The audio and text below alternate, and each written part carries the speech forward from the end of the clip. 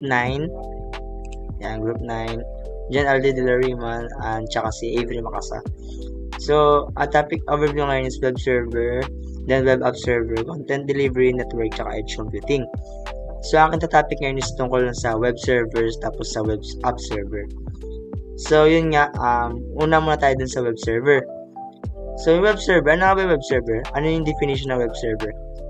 Ang definition ng web server is a server program that generates and transmits responses to client requests for web resources. Handling a client request consists of several key steps. So, ito nga, parsing request, nag-request a message from the server, then checking the request authorization, also authentication sa part. Then next is associating the URL and request file name, then constructing the response message, then transmitting the response message. So itong server, web server is ano to? Server siya sa internet, sa loob siya mismo. Na pag pag click mo, in-enter mo, yun yung yung mapupunta ka sa ibang server. Yes, yung pala mapupunta ka sa ibang site. Tapos yung kaya ka napunta sa site dahil yung request na pindot mo, yun yung web server na meron. Kumbaga yung request na punta sa kabilang server. Requesting server to server. Ano pa yung definition? The server can generate a response message. So yun nga, response message. Once na na-click mo yung message, papunta. Yan, example, YouTube. So magre-request siya ng message server, papunta sa server ng YouTube. Then bibigay kaya dun sa YouTube na mismo. So, ano yung important ng mga web server? A web server is important because it makes website work. So, it delivers the website, yan, send message in a web page. People when they ask for them, then store website data. So, yun nga, nag-store siya ng website ng data. It keeps all image, information, website. So, handle request. Nag-handle siya ng request para magbigay gives them to the right, web page. Kapag bibigay ka sa web page. Then, keeps websites running. Without web server, website wouldn't exist online. So, yun nga. Kung wala web server, hindi gagana yung website. Kasi kailangan, yun yung parang request. Yun yung website. So, website versus web server. So, yun nga. Yung website, yun yung web page. Yun yung consistent collection of web pages. Particular, pati yung mga host name. Yung web server naman, yun yung program sa loob. Satisfy client request. Yun yung nagre-request. Web resources. So, yun yung pinagkaiba na ng website tsaka web server. So, ito yung structure ng web server. Query, reply yan. Yung client, yan. Yung client nag-send ng request sa server. Then, yung server magbabalik ng response sa client. So, yun nga. Client send request to the server. Server accept the request and press it. Then, magbabalik sa client. So, yun. Palitan lang sila. So, types of server. Meron dedicated server. Ito yung dedicated server is basically, physical server to. Kumbaga yung sa mga business needs. Kasi may mga computation tong dedicated server. Hindi, actually lahat ng server may mga computation. Pero ito kasing dedicated server sa parang sariling business. Ayun na, making a good solution. Large businesses for those regulatory reason required exceptionally high levels of data security. Yan, predictable demand. This next naman sa cloud servers, more on security. IT performance without huge constant purchasing, managing fully dedicated infrastructure. So nga mo, sa pinag-iba nila, itong computing, itong dedicated, itong cloud is security naman. So example ng mga web server, yun. Alam ko iban dito, alam natin, Apache, Apache na HTTP, sa WordPress ginagamit, Nginx, complies Netflix and Cloudflare, Microsoft, IIS, Internet Information Services, yan, ginagamit yan. Lightspeed, yan, common yan, ginagamit. Tomcat, sa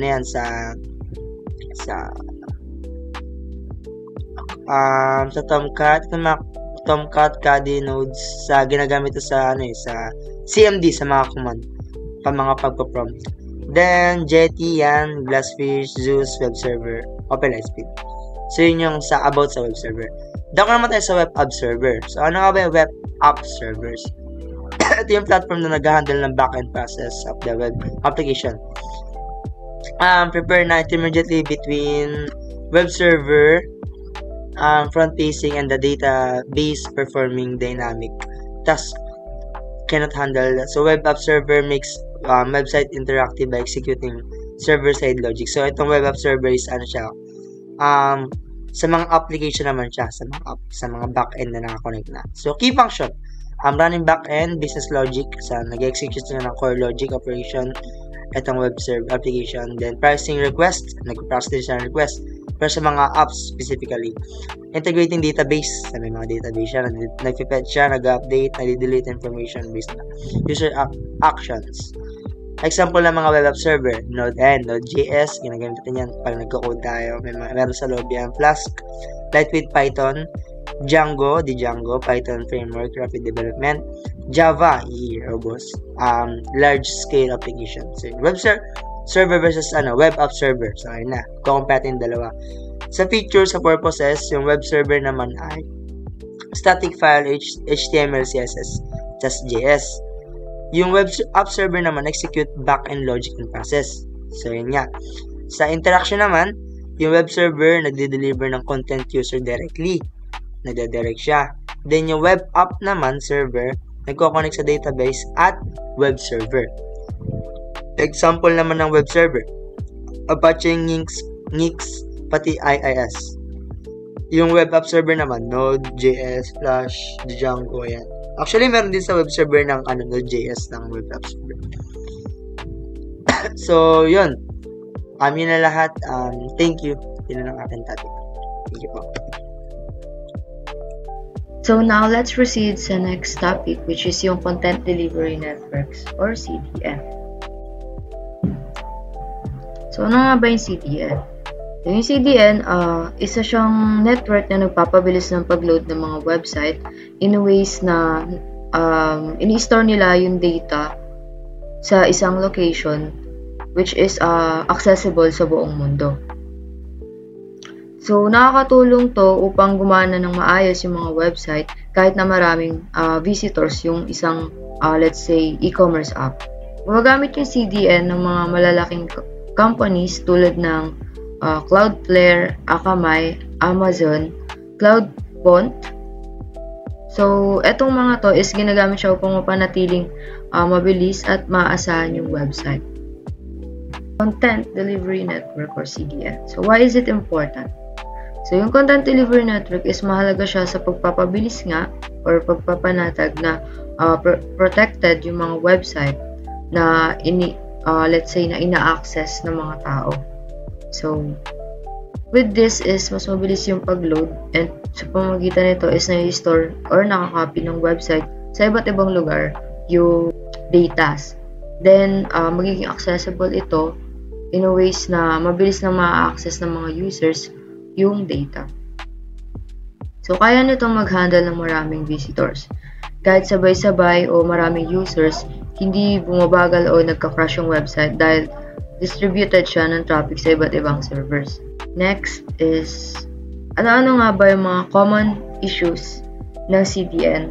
Ano-ano nga ba yung mga common issues ng websites na maaaring makatulong or mabigyang lunas ng CDN? So, una is yung latency or pagkaantala ng pag-load. So, yung problem na to is matagal mag-load yung website dahil malayo yung server sa user. So, ang solution dito ng CDN is naglalagay siya ng cached copies na mas malapit sa server. Kaya mas mabilis yung pag-access or ma-access ito. Next is yung packet loss. So, yung packet loss naman is yung mga nawawalang data sa transmission o yung data na let's say nananakaw in transmission.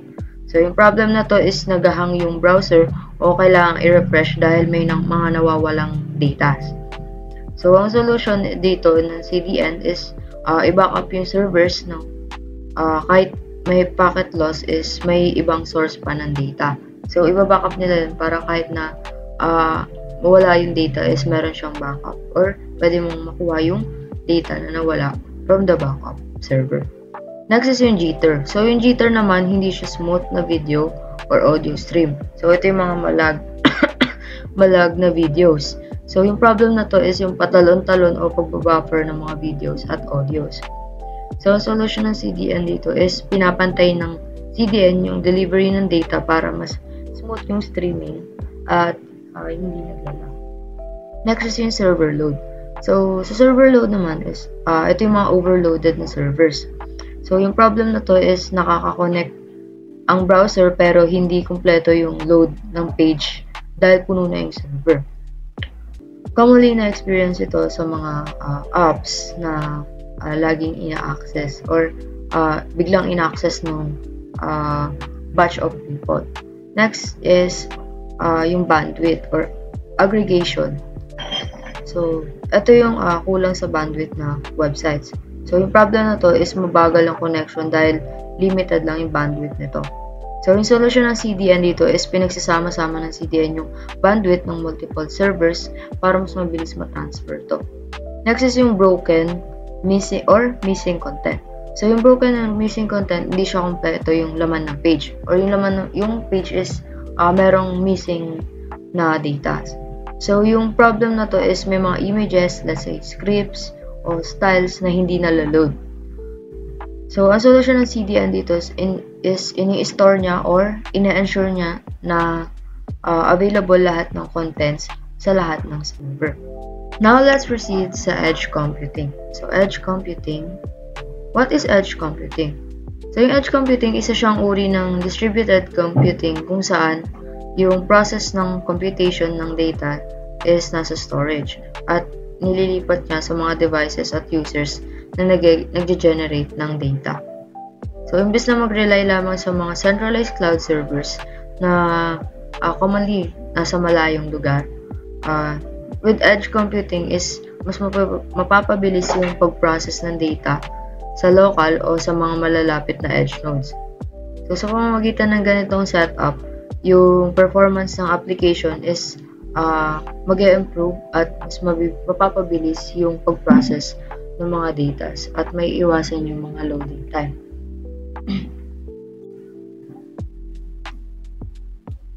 So, ano-ano nga ba yung mga key functions ng edge computing?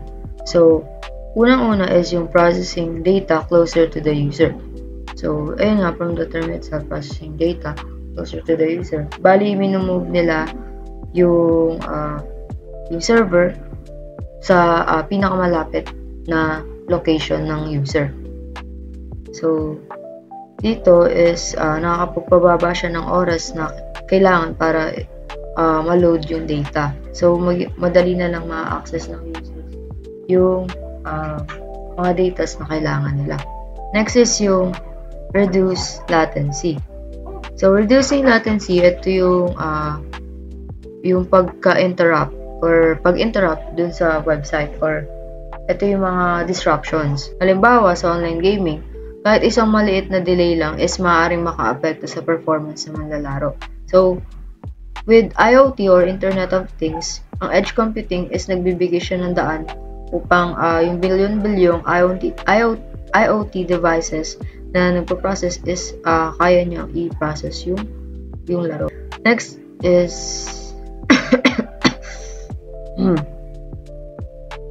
ano naman yung mga halimbawa ng mga edge computing platforms? So, una is yung AWS Lambda at Edge. So, ano nga ba yun?